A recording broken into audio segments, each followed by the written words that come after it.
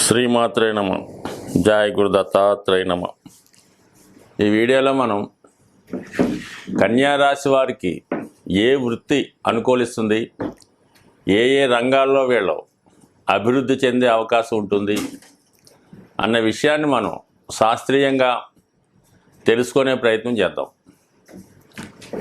సహజ రాశి చక్రంలో కన్య 6వ రాశి. మనకి జ్యోతిష శాస్త్ర ప్రకారం 6వ భావం అన్నది శత్రువులు, రోగాలు, రుణాలు చెప్తుంది. అలాగే సర్వీస్ ఓరియంటెడ్ అంతా కూడా 6వది, సర్వీస్ చేయడం. దాని తర్వాత ఇది విజయస్థానం కూడా, సక్సెస్ పొందే స్థానం కూడా ఇదే.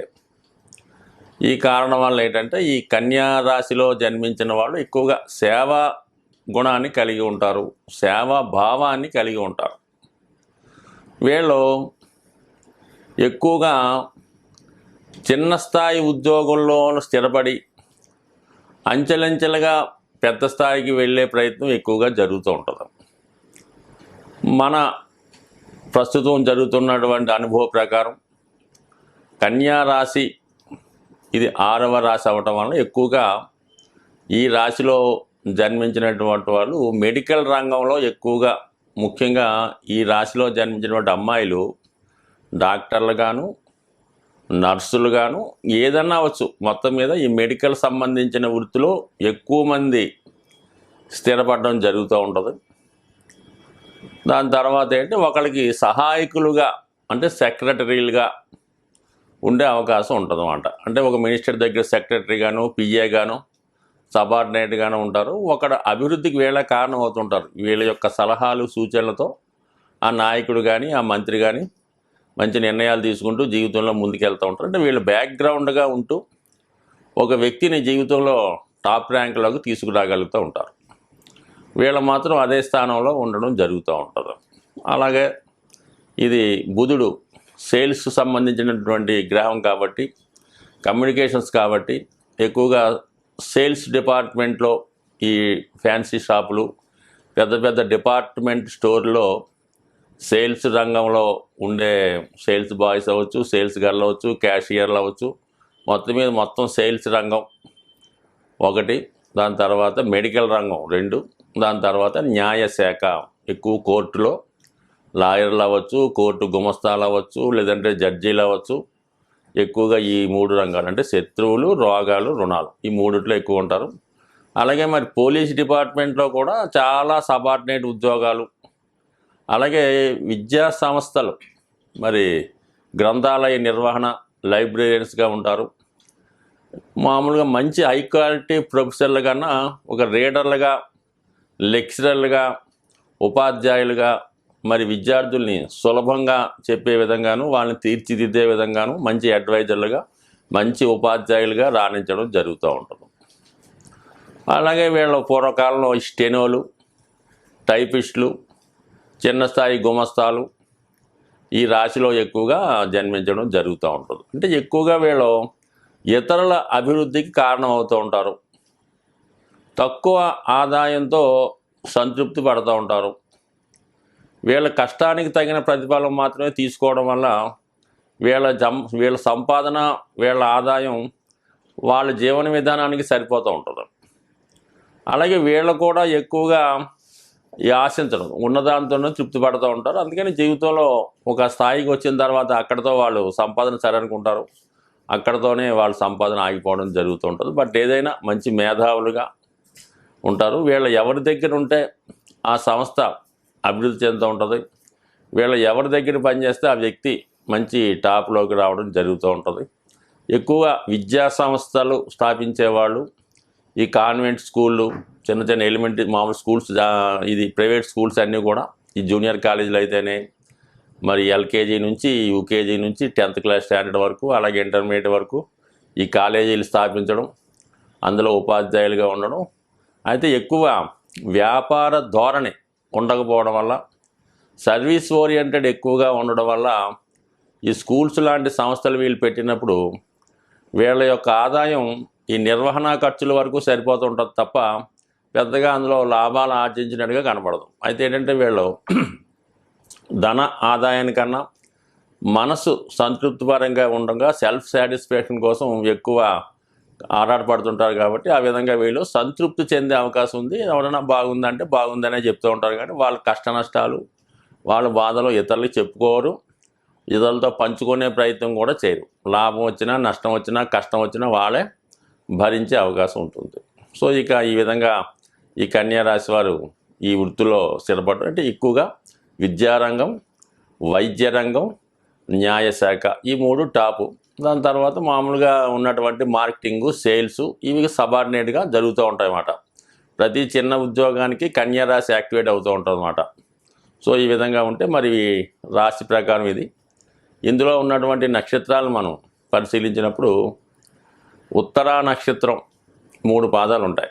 ఈ నక్షత్రానికి రవి నక్షత్ర అధిదేవతగా అధిపతిగా అంటే రూలర్గా ఉంటాడు.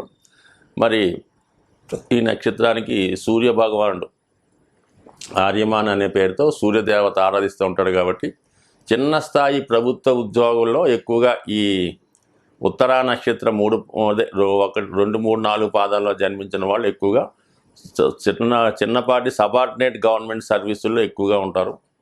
మరి ఎక్కువగా ఇది సూర్య భగవాన్ నక్షత్రం కాబట్టి వైద్య వృత్తి సంబంధించిన వాటిలో ఎక్కువగా ఉండే అవకాశాలు ఎక్కువగా ఉన్నాయి. ముఖ్యంగా ఈ నక్షత్రాన్ని ఈ రాశిలో డామినేట్ చేసే నక్షత్రం హస్త నక్షత్రం. దీనికి చంద్రుడు మరి రూలర్గా అంటే దశానాథుడిగా ఉంటాడు.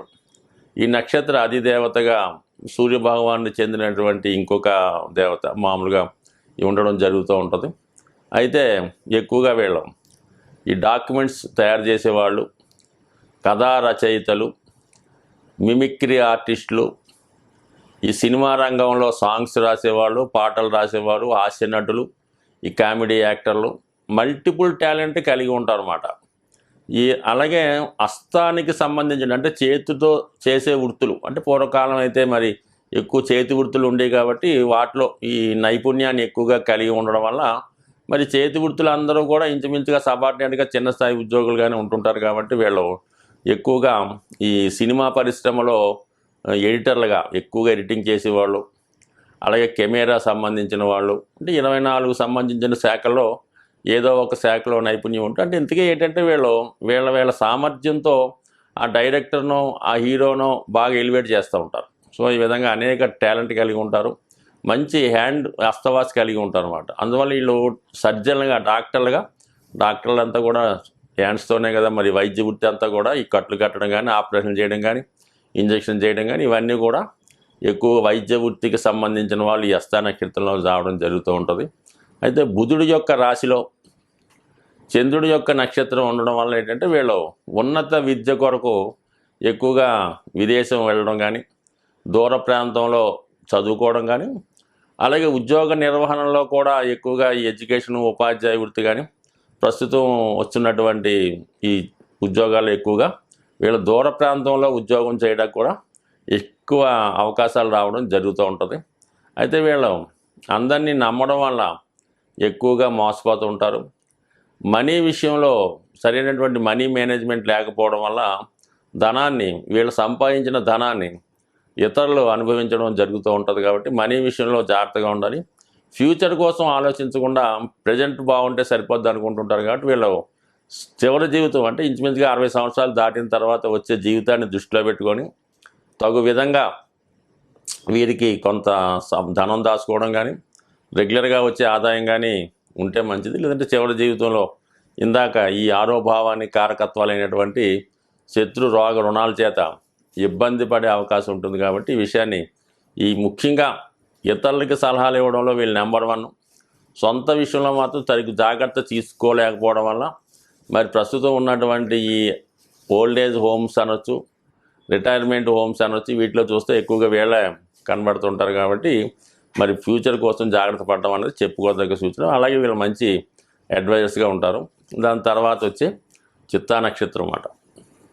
చాలా మల్టిపుల్ టాలెంట్ కలిగి ఉంటారు. ఈ చిత్తా నక్షత్రానికి అధిదేవతగా మనకి విశ్వకర్మ అంటే విశ్వబ్రహ్మ ఉండడం, అంటే దేవతలకి ఆయుధాలు తయారు చేయడంలోనూ వారికి భవనాలు నిర్మించడంలోనూ ఈ విశ్వకర్మ అనుకూలమైనటువంటి దేవతగా ఉండడం జరుగుతూ ఉంటుంది.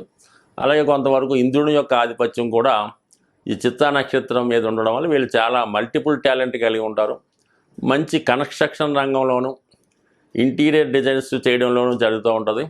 మరి దేవతలకి ఆయుధాలు తయారు చేసే అంటే ఒక సుబ్రహ్మణ్య స్వామి, ఒక హనుమాను, కొత్తగా ఒక దేవుడు మనకి వచ్చినప్పుడు దానికి సంబంధించినటువంటి ఆయుధాన్ని కూడా తయారు చేస్తూ ఉంటారు. ఈ విధంగా వీళ్ళు మల్టిపుల్ టాలెంట్ కలిగి ఉండి ఎక్కడన్నా సరే వీళ్ళ యొక్క గుర్తింపు, ఐడెంటిటీ కలిగి ఉంటారు. సో ఏదేమైనా ఈ హస్త నక్షత్ర జాతకులు విఘ్నేశ్వరుని ఎక్కువగా ఆరాధించాలి.